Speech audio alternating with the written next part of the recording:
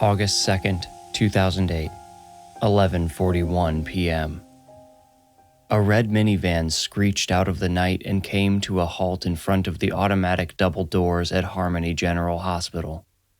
It lurched as the front right tire slammed against the red-painted curb.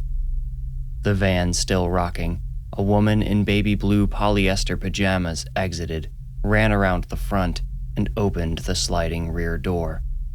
She yelled something at the electric door as it slowly moved aside, revealing a little boy about 8 or 9 years old passed out, mouth hanging open, in a booster seat. The mother unbuckled the child and struggled with his body, over half the size of her own. She finally hoisted him out of the seat and half carried, half dragged him toward the door. An emergency room technician hurried out to her with a wheelchair. By the time he helped her drop her son into the seat, she was already pouring tears. The tech rushed the boy inside. A nurse speaking to the front desk assistant saw them enter and knelt by the wheelchair. She felt the boy's wrists, neck, and forehead as she barraged the mother with questions.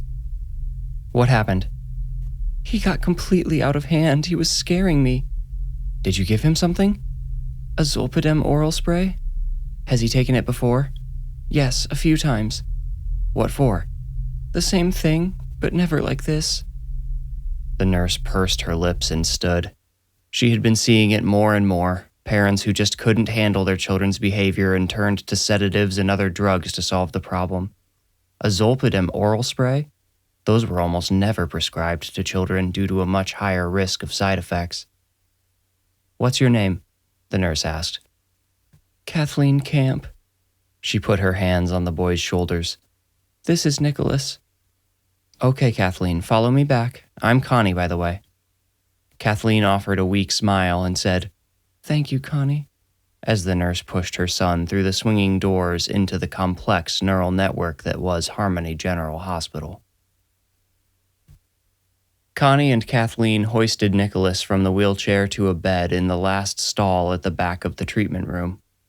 A second nurse arrived just too late to assist, but stuck around. Connie checked Nicholas's vitals. They seemed normal. "His pulse is almost too strong for a kid conked out on Ambien," Connie said to the other nurse. They passed a wordless glance. Kathleen offered, "His psychiatrist gave me the prescription, but it was for Zolpidem, not Ambien." Connie gave her a word to the wise eyebrow and said, "Yeah, that's what Ambien is." Kathleen shook her hair down low and put one palm to her forehead. "Sorry, yes, I knew that. It's been a crazy night." "Sounds like it," a man in a white coat said as he appeared around the blue curtain which separated Nicholas's bed from the next. Incredulously, he asked, "So just what happened here exactly?" Kathleen looked up. "I know how it must seem, but he was really out of hand. Totally out of control, like I've never seen him before. He's been bad. Just so terrible you wouldn't believe it.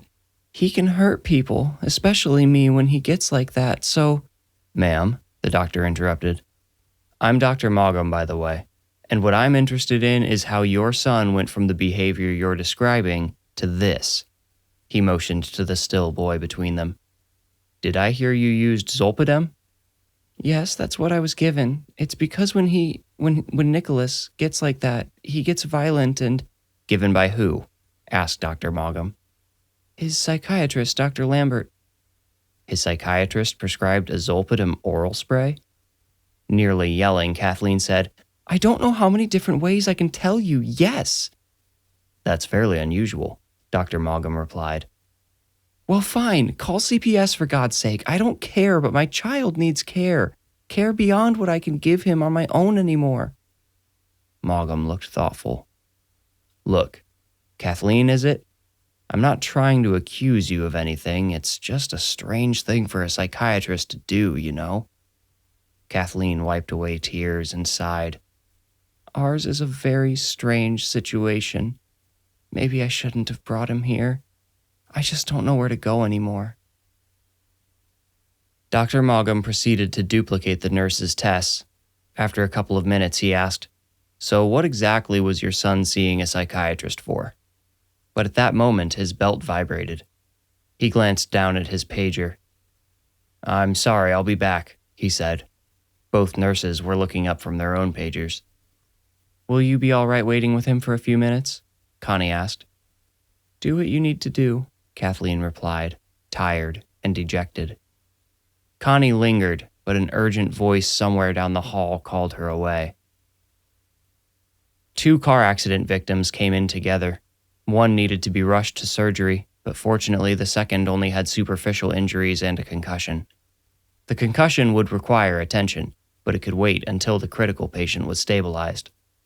Harmony General was a small hospital with precious few resources and personnel. They were not equipped to handle much at any given time. When a technician rolled the second patient, a young woman named Maria, back into the treatment room, he found it mysteriously empty. No one sat at the desk or in the nurse's station. "Okay, we'll just go right over here," he said, pushing Maria next to the bed in the second stall from the end, next to Nicholas's, and locked her wheels. He looked around for a nurse, or anyone for that matter. "Hello?" he called out. Utter silence. Sir," Maria groaned. "1 second, I'll go find somebody," he said. "No, look," she forced. The tech noticed one of her hands was flopped over the edge of the gurney, and she was pointing at a shockingly large pool of blood on the floor, leaking underneath the curtain. "Hey, are you—" He yanked the curtain away. "Oh my God!" He stumbled back against Maria's gurney, causing her to shout. She, too, saw what lay beyond the curtain, and her shout pitched into a shrill scream. 2 people, a woman and a man, were dead, murdered in the next stall. The woman, Kathleen, hung backward over the bed, face swollen and purple. Her throat bulged around an IV tube that had been coiled around it. The desk attendant, a young man just out of school, had a pair of scissors sticking out of a gratuitous wound in the side of his neck. He lay against the far wall, bleeding enough to cover the floor in that stall and the next. The boy, Nicholas, was gone. "I'm gonna move you," the tech told Maria. "Don't you need to call for help?" she asked. He said, "I will. The alarm's over by the door. I want to take you with me." He went around the foot of the gurney, turned sideways, and started shuffling between the gurney and the other curtain. "Just gotta unlock the wheels again," he grunted, and Maria felt a subtle jerk beneath her. The tech said, "Okay, let's go." He gargled the word "go" deep in his throat. The blue curtain behind him enveloped him, wrapping itself around his torso and knocking him off balance. The tech's hands went to his throat. Maria noticed the shapes of 2 small arms beneath the curtain, wrapped around the tech's throat. The tech and whoever was choking him fell backward against the next hospital bed down the row. The curtain snapped off of its rings and fell on top of them. Maria tried to sit up, but a volcano erupted near the base of her skull and rocked her back down. In the terror of the moment, she had forgotten her concussion. It was worse than she originally realized. The tech's legs flailed beneath the curtain. Maria tried to yell for help, but all she got out was, "Ha!" before her head split again. The tech's legs moved slower. Then, only one kept fighting. As Maria tried again to move and failed, that leg stopped moving too. Maria froze. For some inexplicable reason, freezing seemed the most logical choice, second only to running away, which was not an option. She froze with her head turned slightly toward the dead tech and her eyes slightly parted. She hoped whoever had just strangled him would think she had passed out or maybe even died. No need to kill her. The tech's body lurched as his killer wriggled out from beneath him. When the curtain dropped away, Maria was so surprised by who she saw that she almost gave away her ruse. The person she had just watched strangle a grown man to death was merely a boy no more than 8 or 9 years old. He had cold green eyes, which he trained on her as soon as he was free. He wrinkled his nose and parted his lips in a sneer. He pinched the tip of his tongue between his teeth, adding a manic insanity to his appearance. He looked like he thought the murder he had just committed was just the punchline to some hilarious joke. He stepped over the curtain. "You can't run, but you can fight if you have to. It's gonna hurt like hell, but you can fight if you have to," Maria tried to convince herself. The boy stepped closer to her bed and extended a finger toward one of her eyes. Her eyes squeezed shut in involuntary defense. "Hey," said the boy, drawing out the word. "You're not sleeping." He gave her gurney a little push and saw that it would roll easily. With a chuckle, he pushed her toward the door.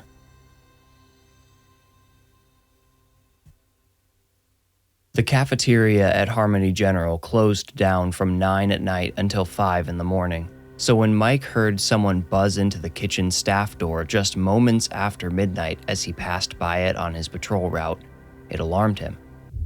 He pivoted to catch the trespasser, but it turned only in time to see the indicator light on the access card scanner switch from green to red.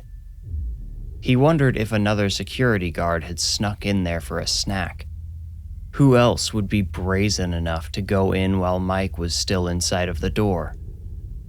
Mike walked around the corner to the open front side of the cafeteria, which was guarded at night by a metal shutter gate. He unlatched his flashlight and clicked a sharp white beam into the cafeteria. He called, "Hello?" as his light swept the dining area and drink station. He saw nothing, but thought he heard a faint commotion in the kitchen. "Who's there?" he demanded, shining his flashlight at the kitchen traffic door. It swung delicately in and out before finally coming to rest. Mike grabbed his radio and called his supervisor. "Jess, can somebody come to the cafeteria real quick?" After an extended pause, Jess answered, "Stand by." "Stand by," Mike whispered back to himself. He had never been told to stand by before. There it was again, this time identifiable as the rattling of a deep metal drawer full of utensils. Mike felt less confident in his midnight snacker hypothesis. "Hey, who's there? I heard you buzz in. If you've got a reason to be in there, I don't care. I just gotta see who you are." A long silence followed, interrupted by the rattle of another drawer. "Jess?" Mike called into his radio again. This time he received no response at all. "Fine, if she wants me to stand by, I'll stand by." Mike leaned against the corner of the wall. He watched the kitchen door and wondered what was occupying Jess. Impatiently, he finally said, "Come on, just come out here so I can move on." The metal drawers slammed, one after the other. Mike stood off the wall and turned his flashlight back on. He shone it on the traffic door, at the top of which was embedded a clear plastic window, and although no face appeared in the oily polished square, the door began to swing open. Mike had no gun to draw, no weapon of any sort besides pepper spray, but he took up his best fighting stance, flaring his back to make himself appear as large as possible. He swallowed a deep breath, preparing his voice to intimidate whoever walked out from behind the door. At about 45 degrees, it stopped moving. The most unexpected sight of a little boy's face peering around the half-opened door made Mike's brain short-circuit. He had been expecting another guard, a tech, a nurse, maybe even a surgeon or doctor to come guiltily out of the kitchen to face his scrutinizing light, but not a child. He didn't know what to do about a child. Hey, he said, dropping the fighting stance. "Are your parents here? Did you get lost?" The staff door must be broken, Mike thought, unless the kid swiped somebody's access card. The boy did not answer, only stared directly into Mike's light. The luminance washed out his features, making him appear alien and soulless. The longer the boy stared, Mike grew increasingly uncomfortable. "I'll tell you what," he said. "I'm gonna come in there because I gotta get you out of there, but..." He tried to make the words sound as fun as a roller coaster. "I'll show you where the chocolate milk is first." He performed the smile equivalent of a wink, a fun uncle signal. The boy remained unresponsive and slowly backed into the kitchen, allowing the door to shut and obscure him from view. Mike sighed and returned to the staff door. He grabbed his access card and scanned it. The indicator light turned from red to green. Mike's radio erupted with Jess's voice. "All officers." He stopped to hear what she had to say. The indicator light turned red again. "Calling a code white. We have 3 dead adults and counting, and a missing child. I'm about to check the cameras, but keep an eye out for a boy by himself. White, green eyes, blonde hair. His name is Nicholas, and I know it sounds crazy, but he's a suspect, so be careful." Mike backed away from the door and lowered his voice. "Mike to Jess, I think I have him in the cafeteria. He got into the kitchen somehow and he won't talk to me." Jess said, "Nicholas stole a key card. Is he still in there?" Mike said he was. "Okay, guard that door. We're coming and we have police officers arriving any second now." 10-4, Mike replied. Finally, backup was on the way. Had she said 3 dead, and they thought a kid did it? It would be like if Chucky was a human child. It would be almost too unbelievable for fiction. From back the way he had come earlier, Mike heard a muffled voice. It sounded pained and desperate. Keeping an eye on the kitchen door, he backed up to the corner of the wall and peeked around it. There, parked against the perpendicular wall, was a gurney loaded with a female patient. Her eyes were bloodshot and faded. A pair of hospital socks had been stuffed in her mouth. "Don't worry," Mike said. "Help's coming." Suddenly, the indicator light turned green again. Mike rushed back to the door and grabbed the handle, pulling against the inwardly opening door. He gritted his teeth and held fast as the kid twisted and pulled, trying to escape. The boy felt strong, but not in any extraordinary sense that might make him a prolific killer. Mike would be able to hold him for a while, but still hoped backup would arrive soon. After a few seconds, the twisting and pulling stopped. The indicator light turned red again. Mike breathed easier. He heard a door somewhere down the hall, probably one of his teammates. Then he heard a strong hissing right behind the door. He couldn't place it until the door handle he was squeezing became scorching hot. A blowtorch. Mike yelled and fell away. The indicator light turned green and the door opened. The boy, Nicholas, kicked the blowtorch into the hall and emerged from the dark with an oven mitt on one hand and 2 carving knives held in the other. He let the oven mitt fall off and transferred one of the knives to that hand as he stepped toward Mike. Footsteps down the hall told Mike help was nearby, maybe Jess herself. He raised his hands in defense and sidestepped away. Nicholas flinched like he was about to sprint forward, causing Mike to flinch backward. This made Nicholas laugh heartily, seemingly too deep for a 9-year-old. Then he did sprint forward, directly at Mike. Mike turned his back and ran. Unfortunately, Nicholas chased him away from his backup and the patient on the gurney. Mike tried to reach his radio, but Nicholas reached him first. He stabbed both knives into Mike's lower back and brought the security guard down. He pulled the knives out slowly, then traced Mike's spine with their points. Jess's approaching voice cut Nicholas's fun short, much to Mike's favor. Nicholas ended his life early rather than dragging out the torture, pushing his knives into the base of Mike's skull. Mike and Jess would be found together the following hour, both unfortunate victims of the Harmony Hellion, as young Nicholas Camp would infamously be known. After witnessing the inevitable failure to save the car crash victim who went into surgery, he had broken ribs which pierced both lungs as well as a skull fracture and suspected brain bleeding. Nurse Connie excused herself to the rooftop garden for a brief walk. When she could spare the time, or rather when the small, understaffed hospital could spare her, Connie always walked the garden after losing a patient. The plants and open air calmed her spirit.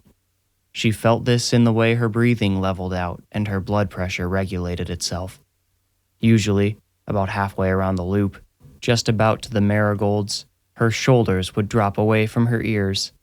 Even though this happened almost every time, she never realized her shoulders held so much tension until they let go.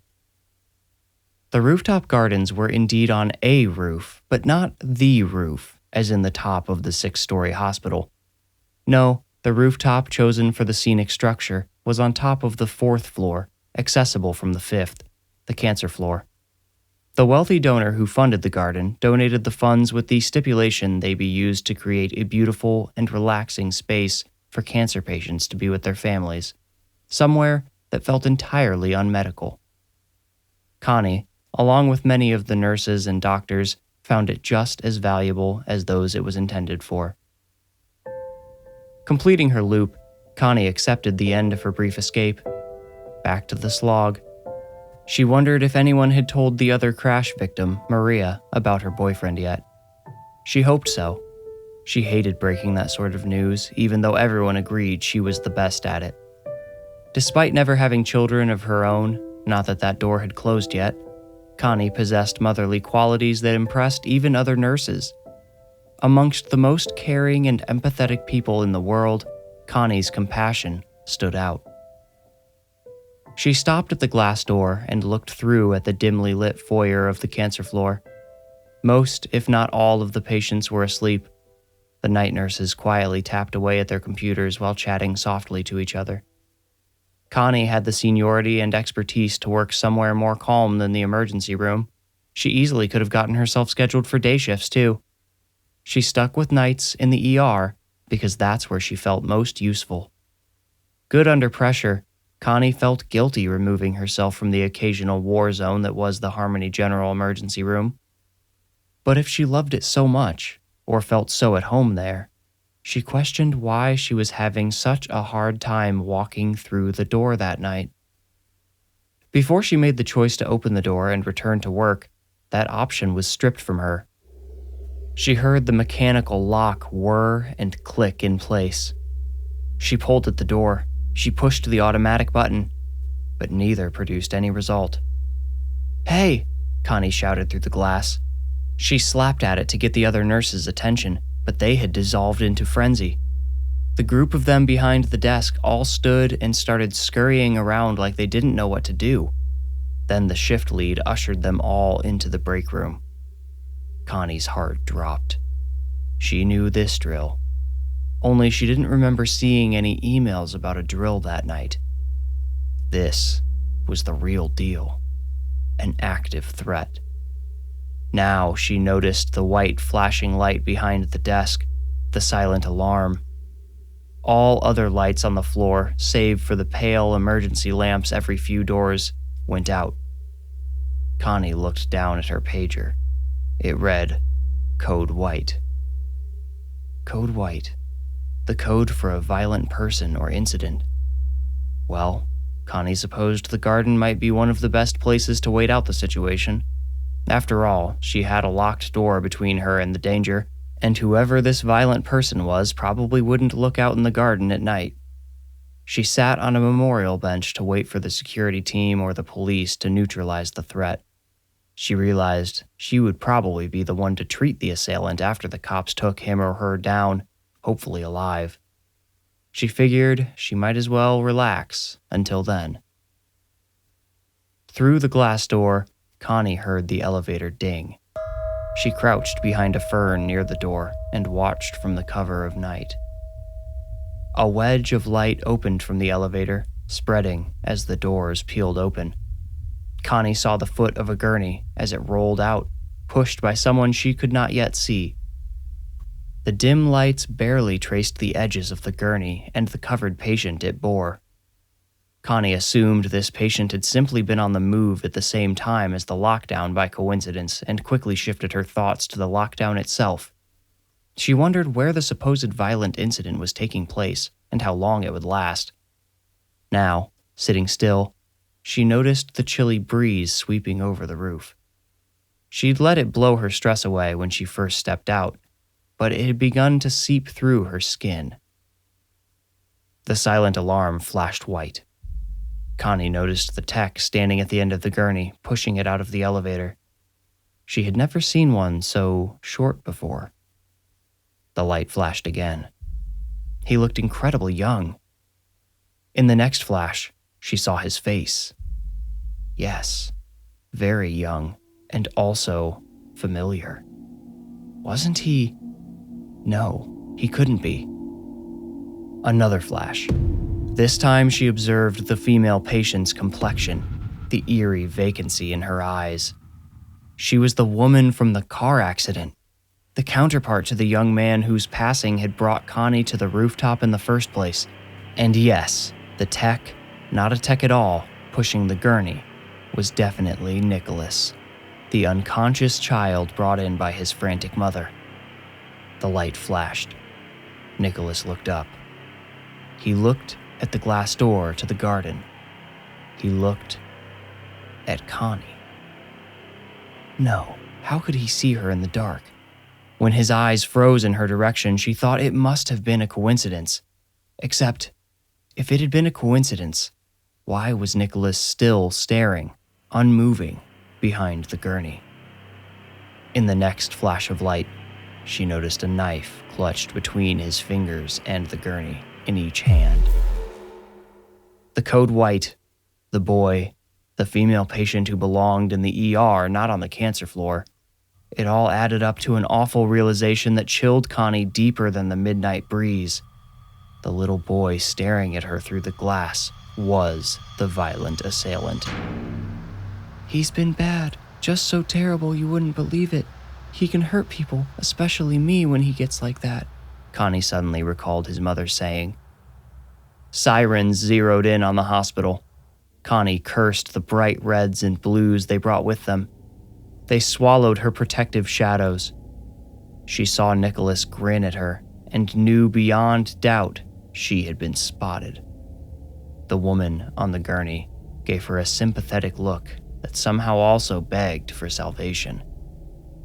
Emboldened by this silent plea, Connie stepped up to the glass. The door would not open for her. She knew, so she didn't try it.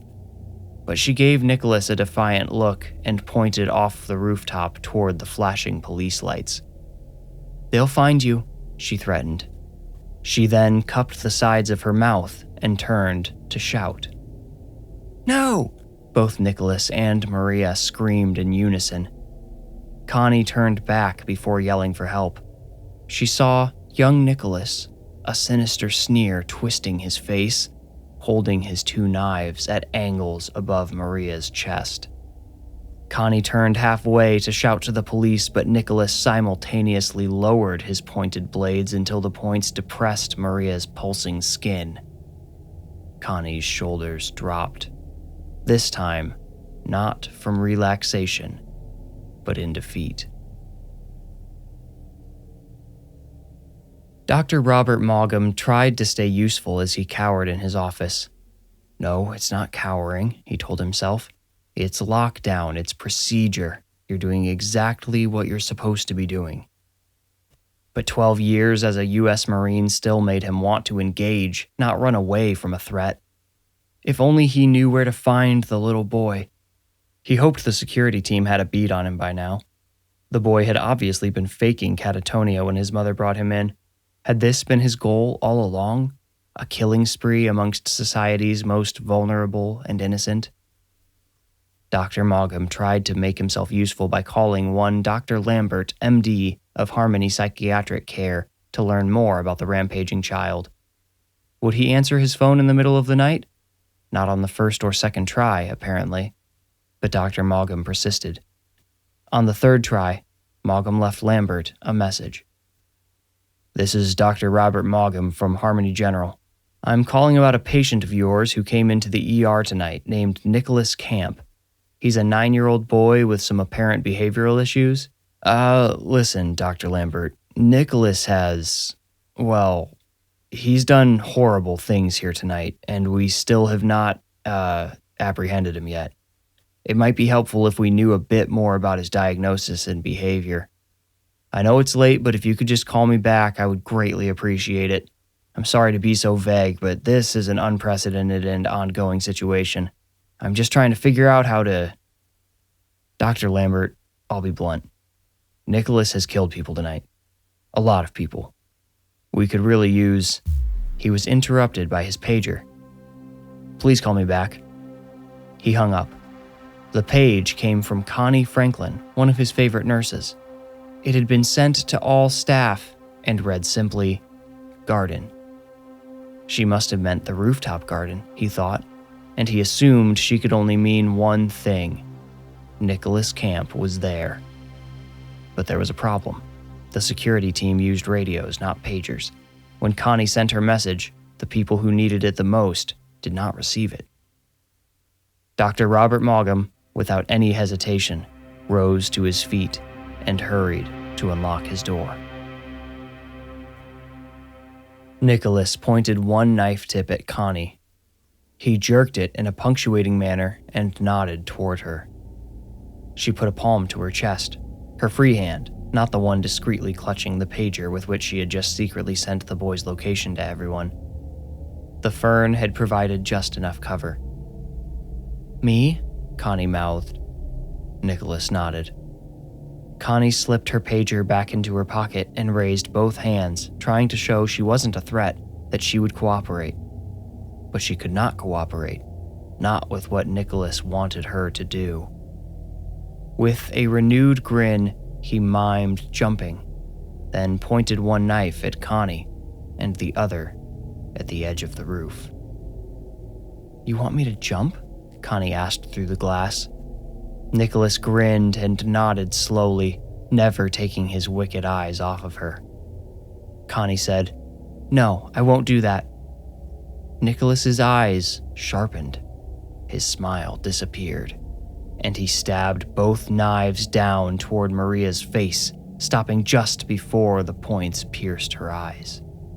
"No!" Connie shouted, believing she was already too late. Behind the glass, Nicholas laughed. The periodic flashes of white from the silent alarm created a slow strobe, adding an almost cinematic effect accentuating the boy's insanity. He nodded toward the ledge again, then put a finger to his lips to remind her to hold her tongue from the swarming police below. Connie ingratiated Nicholas with a nod as her eyes scanned the rooftop for anything which might save her and, preferably, the innocent patient inside. A hose, maybe? Was there a hose near the edge of the roof? A sharp cry recalled her attention. Nicholas had jabbed the tips of both knives near the ends of Maria's clavicle.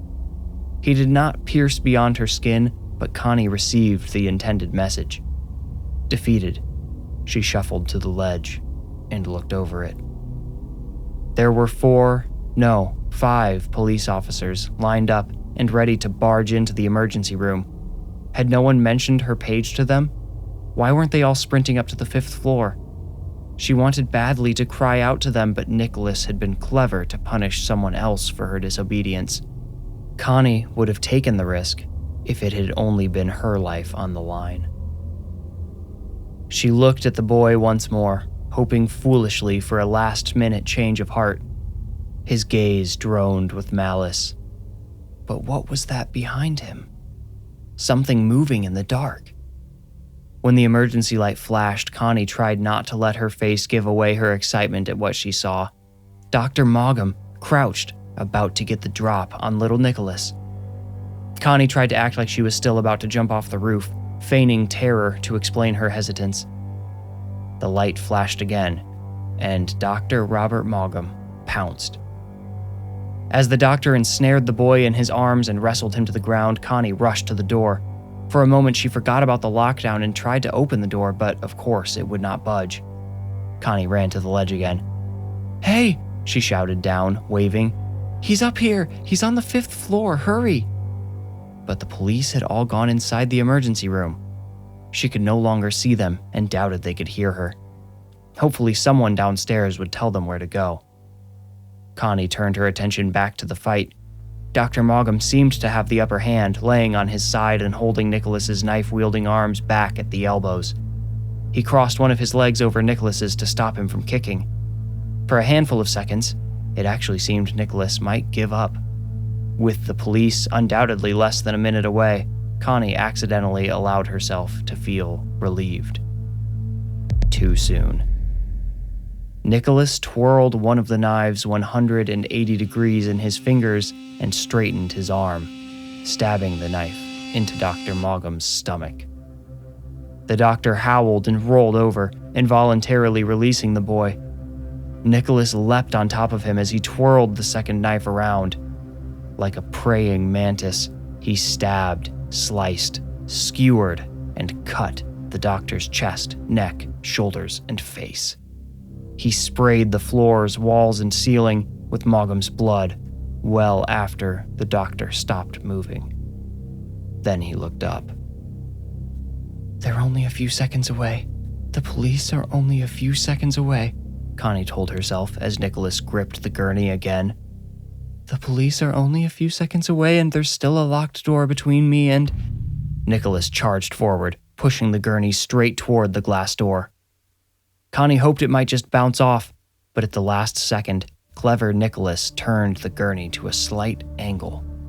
Instead of the broad foot of the bed slamming the sturdy glass, one hard corner struck it instead. The entire door panel disintegrated. Nicholas wasted no time backing up and pushing the gurney out into the open air. "Please make him stop," groaned Maria, clearly suffering massively from her concussion made no better by being carted around the hospital as a human shield. Connie gave her a dutiful nod before focusing all of her attention on Nicholas. "The police are on their way up," she said. She felt proud of the authority her voice carried despite its shaky foundation. "They're almost here, Nicholas. You're done. It's time to put the knives down and—" She realized Nicholas had already dropped the knives. He'd left them sticking out of Dr. Maugham's face.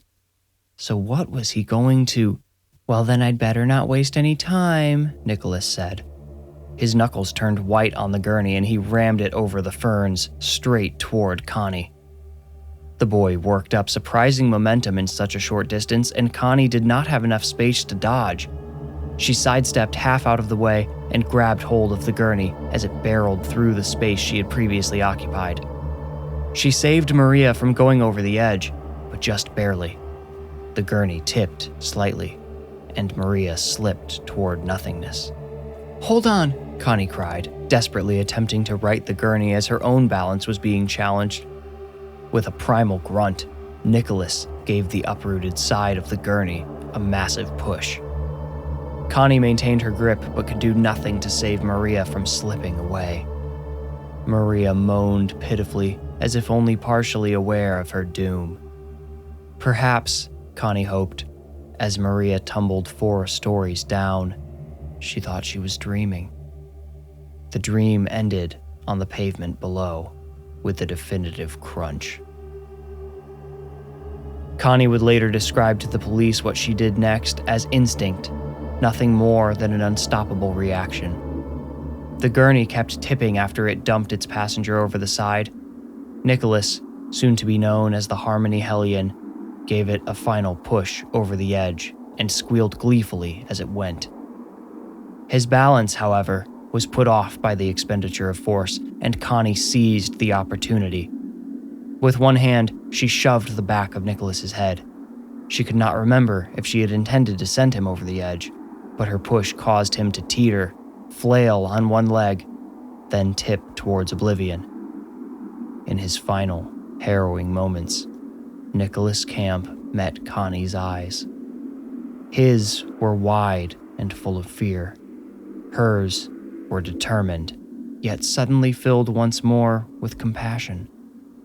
This boy, covered in so much blood, was sick. He needed treatment, help he would never receive. As he toppled backward, he reached his hands out to Connie. She reached hers toward his. Their fingertips brushed, the night breeze barely separating them, before Nicholas slipped too far away. As he fell, arms still outstretched, he cried, "Mom!" Connie turned away and covered her ears before he hit the ground.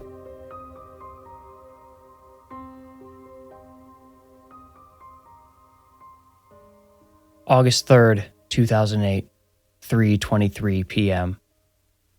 This is Dr. Lambert returning a call from Dr. Maugham. I hope I entered the right extension. Anyway, I'm sorry I missed your call last night. I've been away on vacation and just returned home this afternoon. You asked about Nicholas Camp? Well, we both know there isn't much I can share in a voicemail, but call me back as soon as you can so I can discuss the boy's condition. Be very careful with him, Dr. Maugham. He's a wildly unpredictable kid with an extremely dangerous violent streak. I hate to think of what kind of horrible things he got up to in your hospital last night. Was his mother with him? I gave her a prescription for zolpidem oral spray, which I know isn't great for kids, but for Nicholas it seemed like a good idea for his mother to have on hand. Again, I can't say much, but in case we miss each other again, you should know I'm investigating a severe schizoaffective disorder as the root of Nicholas's behavior problems.